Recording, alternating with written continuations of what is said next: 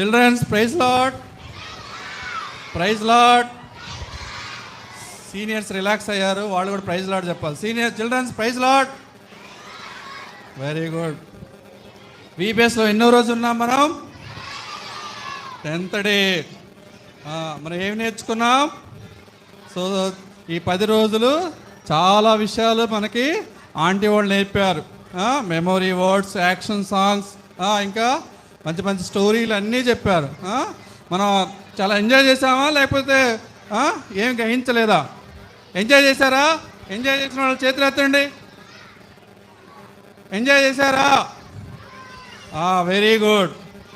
So ఈరోజు మనం చాలా మంచి ఇంట్రెస్టింగ్ స్టోరీ వింటాము. మీరందరూ సైలెంట్గా ఉండాలి. చిల్డ్రన్స్ నా వైపే చూడాలి, అందరూ సైలెంట్గా ఉండాలి. Right childrens, praise lord. Very good. మన స్టోరీ పేరేంటి? మన స్టోరీ పేరు lost in outback. Lost in outback అంటే తెలుసా? అరణ్యంలో తప్పిపోవుట. అరణ్యంలో తప్పిపోవటం అంటే lost in outback. So మన కథలోకి ముందుకెళ్ళక ముందు దేవుని సహాయం కొరకై చిన్న ప్రార్థన చేసుకుంటాం. ఓకేనా? అందరు కళ్ళు మూసుకోవాలి. చిల్డ్రన్స్ ముందు వెనక అందరు కళ్ళు మూసుకోవాలి. మనం చివరి రోజుకి వచ్చాం. చాలా ఇంట్రెస్టింగ్ స్టోరీ వినబోతున్నాం. పిల్లలు అందరు కళ్ళు మూసుకున్నట్టయితే 2 మాటలు ప్రార్థన చేసుకుంటాం. ప్రేమ నమ్మకమైన మా దేవ, కృపగల తండ్రి, మీ ప్రేమను బట్టి దయను బట్టి యూబీఎస్ ఇన్ని దినాలు జరిగించట్లో మీరు సహాయపడుతూ వచ్చారు. ప్రయాసపడిన బెరాకా సంఘం సేవకుడు, ప్రవాతన విశ్వాసులు, పెద్దలు అందరిని బట్టి ప్రత్యేకించి సండే స్కూల్ టీచర్స్ అందరి కొరకు ప్రార్థిస్తున్నాం. యూబీఎస్ టీచర్స్ వారు అనేక విషయాలు నేర్పిస్తూ వచ్చారు. ఈ చివరి క్లోజింగ్ లెసన్లో మీరు కూడా నాకు అనుమతించిన ఈ సమయం కొరకై స్తోత్రాలు.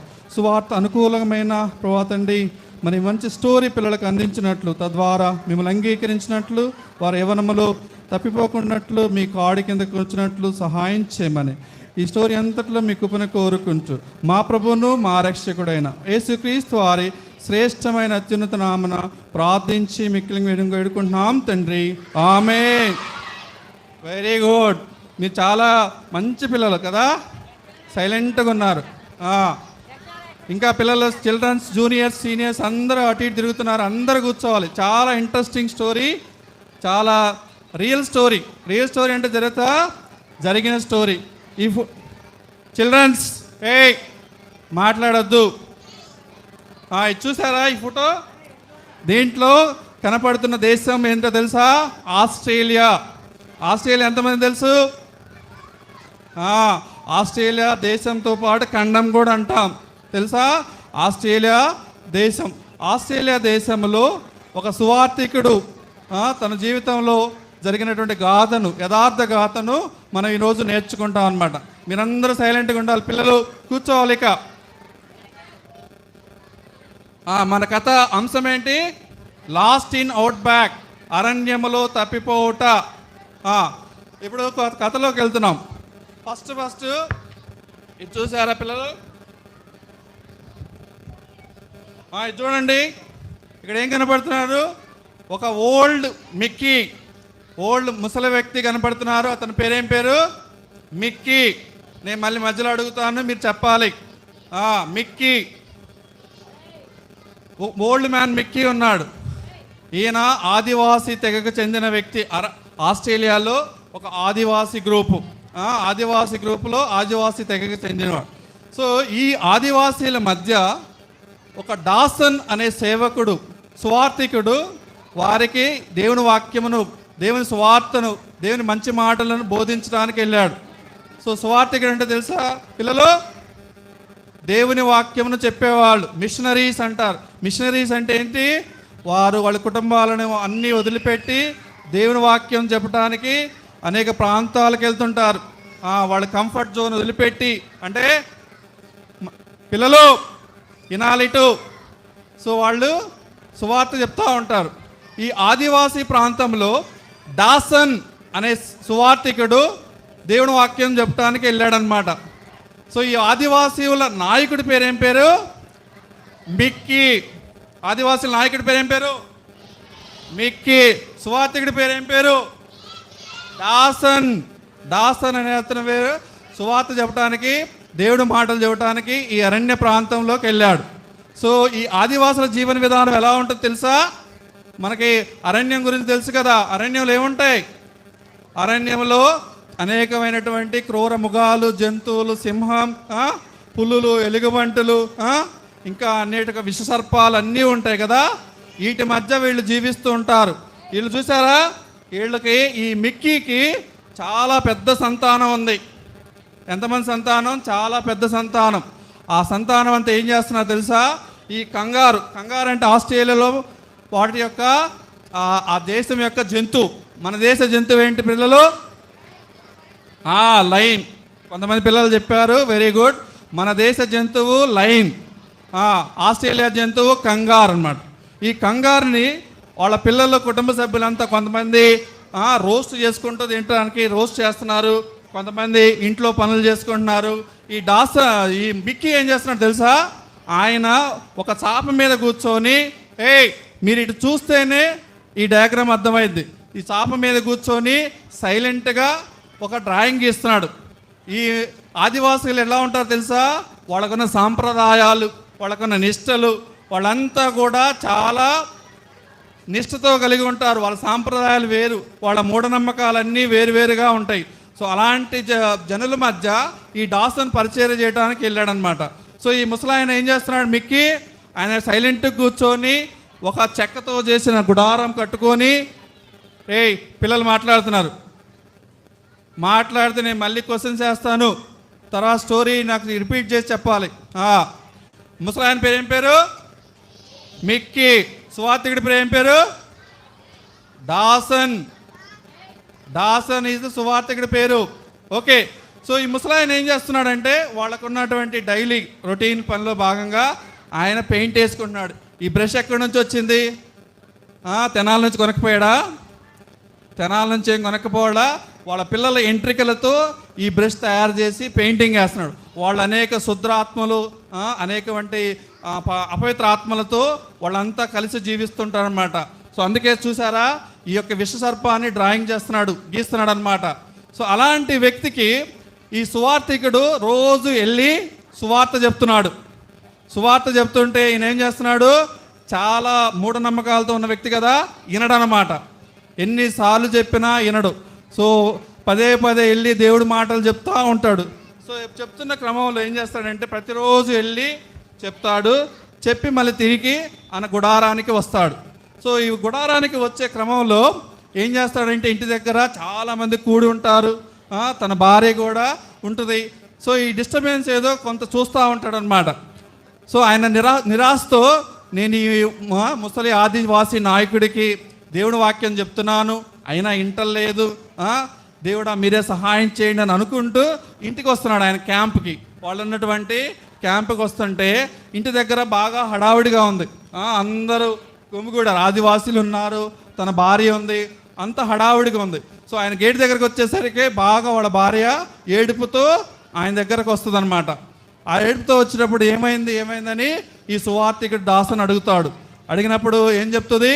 ఆమె కన్నీళ్లతో ఏడుస్తూ ఏమంటుందంటే, ఇక్కడ సో మన పాప, అందమైన కుమార్తె, చాలా ముద్దుల పాప తప్పిపోద్ది అనమాట. అరణ్యంలో ఈ క్రూర మృగాల మధ్య, తర్వాత ఈ విష జంతువుల మధ్య ఆ పాప తప్పిపోయినప్పుడు ఏం చేస్తారు?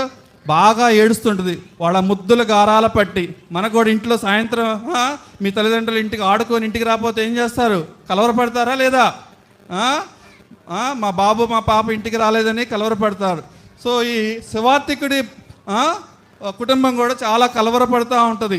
పాప, వాళ్ళకి ఈవినింగ్ అవుతుంది, సాయంత్రం పూట చీకట పడుతుంది. ఈ విషసర్పాల మధ్య ఈ అరణ్యంలో ఎటు తప్పిపోయింది?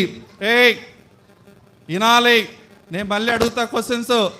సో విషసర్పాల మధ్య ఎటుపోయిందో, ఏ ఎలుగుబంటి, ఏ సింహము తిన్నదో పాపని అని కలవరపడుతూ ఉంటారనమాట. ఈ కలవరపడుతూ ఈ సువార్తికుడి భార్య దాని దగ్గరకు వచ్చి బాగా ఏడుస్తూ ఉంటుంది. సో ఏడుస్తున్నప్పుడు ఏం చేస్తారు? ఈ చీకట్లో ఎలా పొద్దుగుతుంది, ఎలా వెతకాలి అని అనుకుంటుంటే, సో వాళ్ళంతా సమాలోచన చేస్తారు. సమాలోచన చేసేటప్పుడు వాళ్ళకి ఏమవుతుందంటే వాళ్ళకి ఈ ఓల్డ్ మిక్కీ అంటే తెలుసు కదా మనకి, ఆదివాసీ నాయకుడు. ఈ ఓల్డ్ మిక్కీ గుర్తొస్తాడనమాట. ఎందుకంటే ఆయన అనేక సార్లు ఈ అరణ్యంలో తప్పిపోయిన జంతువుల్ని, మనుషుల్ని, వారి యొక్క జాతి వారిని ఎదిగి పట్టించాడు. అరణ్యంలో వెతకటం అంత ఈజీ కాదనమాట. అరణ్యంలో పొదలు ఉంటాయి, చాలా చాలా చెట్లు గుబుర్లు ఉంటాయి. ఒకసారి పోయిన దారి ఇంకోసారి మనం కనుక్కోలేం. అది ఓన్లీ ఈ నాయకుడు అనేటువంటి మిక్కీకి మాత్రమే తెలుసు. ఎందుకంటే ఆయన అరణ్యం అంతా జల్లడబెట్టాడు. ఆయన అరణ్యం అంతా తిరుగుతుంటాడు కాబట్టి తనకి ఏదైనా జంతువు తప్పిపోయినా, ఎవరైనా మనుషులు తప్పిపోయినా వాళ్ళ కుటుంబాల్లో వాళ్ళు ఏం చేస్తారు, ఇమ్మీడియట్గా ఆయన ట్రేస్ చేసి తీసుకొస్తాడనమాట. ఇలాగా వాళ్ళకి గుర్తొస్తాడు. అప్పుడు అనుకుంటాడు ఈ సువార్తికుడు, అరే నేను ఇప్పుడు దాకా సువార్త చెప్పానే, ఇతను నాకు తెలుసు, సో నేను వెళ్ళి అతన్ని అడుగుతాను, మా పాపను వెతికి పెట్టమని అని అడుగుతాడు అనుకుంటాడు. సో వాళ్ళు ఏం చేస్తారంటే వెళ్ళి ఆ యొక్క ఓల్డ్ మిక్కీ ఆదివాసీ నాయకుడిని అడుగుతాడు. ఈయనేంది చాలా మూఢనమ్మకాలతో ఉన్న వ్యక్తి, చాలా స్టబండ్ వ్యక్తి, చాలా నిదానం. ఆయన వేరే స్టైల్, ఆయన స్టైల్లో పనిచేయటం అలవాటు. మనం కూడా ఇంట్లో ఎగ్జామ్స్ అప్పుడు చదవమంటే పేరెంట్స్ ఏం చేస్తాం, మమ్మీ నాకు తెలుసు, నేను ఎప్పుడు చదువుతాను, నాకు లాస్ట్ మినిట్లో చదవటం వచ్చు, నేను చివరిలో చదువుతాను, 2 రోజుల ముందు చదువుతాను. అలాగే ఈయన కూడా పాపను ఎతకమని వాళ్ళు చెప్తే వాళ్ళంతా కలవరపడుతుంటే ఈయన యొక్క స్టైల్లో ఆయన ఎతుకుతాలే అని చెప్పి నిదానంగా వస్తూ చీకటి పడుతుంది, వీళ్ళకి భయం వేస్తుంది. ఏ పులులు తిన్నాయో, ఏ ఎలుగుబంటులు తిన్నాయో, ఏ పైతాన్ అంటే తెలుసు కదా, కొండ శిలువ, ఏ కొండ శిలువ మింగిందో అని వాళ్ళు కలవరపడతా ఉంటారనమాట. సో ఈ ముసలి మిక్కీ ఏం చేస్తాడంటే ఎదుగుతూ ఉంటాడు. ఈ ఎతికే క్రమంలో నిదానంగా ఎదుగుతూ ఉంటాడు. వాళ్ళలో ఉన్న క్యాంపస్ మిషనరీస్ అంతా కలవరపడుతూ ఉంటారు. సో అప్పుడు ఏం చేస్తారంటే వాళ్ళలో ఉన్న ఒక వ్యక్తి ఏమంటాడంటే, ఈ ముసలి ఆయన్ని నువ్వు ఈయన వల్ల కాదు, ఈయన వెతకలేడు అని చెప్పి ఆయన తిడతాడనమాట. సో తిట్టడం అంటే ఏంది, ఈ ముసలోడి వల్ల కాదు, ఈయన వెతికే లోపు మన పాప ఏ పులో ఏ పైతానో తినేస్తుంది అని చెప్పి అనుకుంటాడు. సో అయితే ఏం చేస్తాడు, ఆ అరణ్యములో ఈ యొక్క మిక్కీ ఒక్కడే ఎతకగలడు, ఇంకెవరికి ఆ అరణ్య మార్గంలో ట్రేస్ చేయడం రాదు. సో ఏం చేస్తుందంటే ఆ సువార్తికుడి భార్య వెళ్ళి ఆ యొక్క మిక్కీని ప్రాధేయపడుతుంది, బతిమలాడుకుంటుంది. బ్రతిమలాడుతాం. మనకు కూడా ఏదైనా కావాలనుకో, 10th క్లాస్ పాస్ అయిన వాళ్ళు సైకిల్ కావాలంటే ఏం చేస్తాం, మనం వెళ్ళి మన అమ్మా నాన్నని బాగా ప్రాధేయపడుతుంది. ఇక్కడ కూడా ఆ సువార్తికుడి భార్య వెళ్ళి ఆ మిక్కీని ప్రాధేయపడుతూ ఉంటుంది. ప్రాధేయపడితే మీరు మాత్రమే మా పాపని రక్షించగలరు, ఇంక అరణ్యంలో ఎవరి వల్ల కాదు అని చెప్తాడనమాట.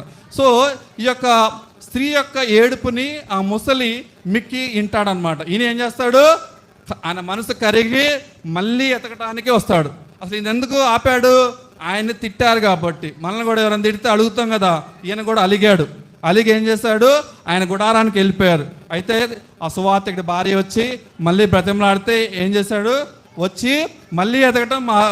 ఈసారి ఏం చేశారు, వీళ్ళంతా సువార్తిక వెనక వైపు ఉండి అంతా సైలెంట్గా ఉన్నారు. ఫస్ట్ సారి గొనిగారు కదా, గొనిగినప్పుడు ఏం చేశాడు, ఆయన వెళ్ళిపోయాడు. మళ్ళీ ఈసారి వెళ్తే మనం ఎతకలేము, చీకటి పడిపోతుంది, చాలా రాత్రి అవుతుంది, ఈ పొదల మధ్య ఈ పాప ఏమైందో అని చెప్పి భయపడి ఆయన నెమ్మదిగా వెళ్తూ ఉంటారు అనమాట. సో ఆయన ఏం చేస్తాడంటే అలా ఎతుకుతూ పోతూ చీకటి పడుతూ ఉంటుంది, ఆయనకి మాత్రమే తెలుసు అనమాట. సో ఆయన ఏం చేస్తారంటే ఆ పాప ఏడుపుని వింటారు. ఆ పాప చాలా స్క్రీమింగ్ అంటే తెలుసుగా, ఏడుస్తూ భయపడుతూ అరుస్తూ ఉంది. సో అరుస్తున్నప్పుడు ఏం చేశాడు, ఆ పాపని చుట్టుముట్టిని అనమాట అడవి కుక్కలు అంటే మన పెంపుడు కుక్కలు కాదు, పప్పి లాలీ కాదు, అడవి కుక్కలు.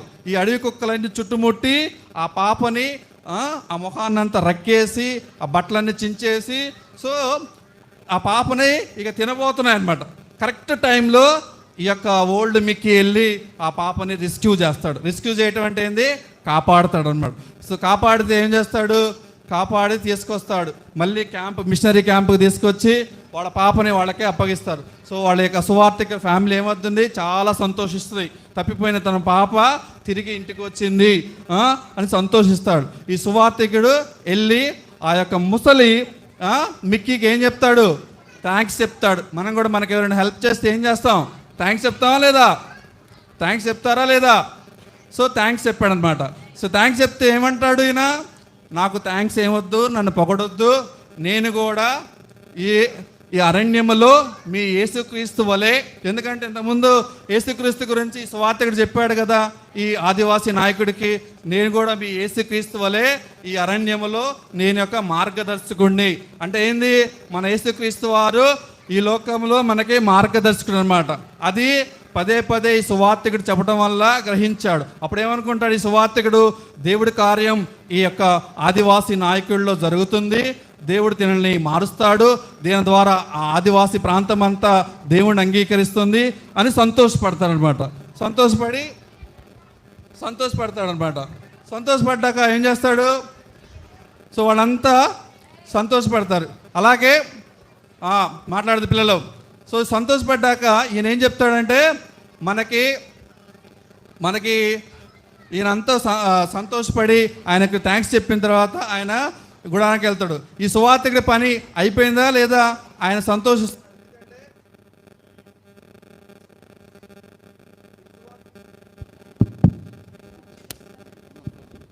ఈ సువార్తికుడు చాలా సంతోషించాడు. ఎందుకంటే నేను చెప్పిన సువార్త ఆయనలో కార్యరూపం దాల్చింది, దేవుడిని అంగీకరించాడు.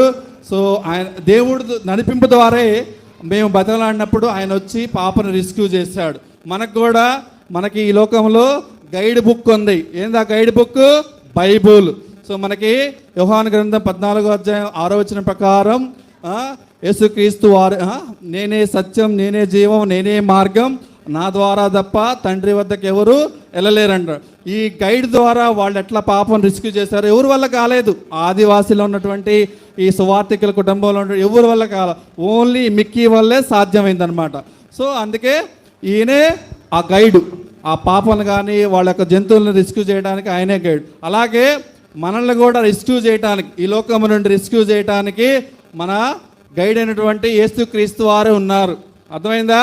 మనకి ఈ మిక్కీ వాళ్ళకి ఆస్ట్రేలియాలో ఎట్లన్నా రెస్క్యూ చేస్తాడో మనకు కూడా యేసుక్రీస్తు వారు రెస్క్యూ చేస్తారంట. యోహాను సువార్త 1వ అధ్యాయం 12వ వచనం ప్రకారం ఎందరైతే ఆయన అంగీకరిస్తారో వారందరికీ దేవుని పిల్లలు అనబడటకు అధికారం ఇవ్వబడింది. అంతే కదా పిల్లలు? మనం అంగీకరించినప్పుడు మనం ఆయన పిల్లలుగా ఉంటాం. మన గైడ్ ఎవరు? మన గైడ్ యేసుక్రీస్తు వారు. అలాగే 2 కొరింథీ 6వ అధ్యాయం 2వ వచనం ప్రకారం ఏంది? 2 కొరింథీ 6:2 ప్రకారం ఇప్పుడే అనుకూల సమయం, నేడే రక్షణ దినం, మీరు మార్మన్స్ పొంది సువార్తను నమ్మాలన్నమాట. ఇదే అనుకూల టైం. ఈ విపిఎస్ఏ మనకు అనుకూల సమయం. ఇప్పుడు తప్పితే మన స్కూల్కి వెళ్తే మనకి దేవుడి మాటలు చెప్పేవాళ్ళు ఎవరు లేరు. సో ఇప్పుడే మనం రక్షణ తీర్మానం చేసుకోవాలి. అంతే కదా? సో ఇంకేంది, మనకి లూకా సువార్త 19వ అధ్యాయం 10వ వచనం ప్రకారం ఏంటంటే, లూకా సువార్త